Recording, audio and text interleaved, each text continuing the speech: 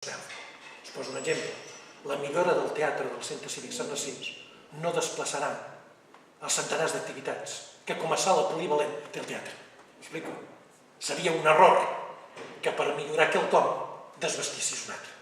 Per tant, funcionarà com a teatre en moltes de les condicions, però en un 70% continuarà fent des del Ball dels Avis fins a l'activitat que fem amb nens de síndrome de Down que ballen allà i treballen, fins a l'assemblea dels ciutadans, per si m'explico.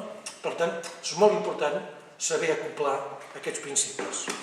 D'altra banda, un segon element que us he comentat moltes vegades és el capital social.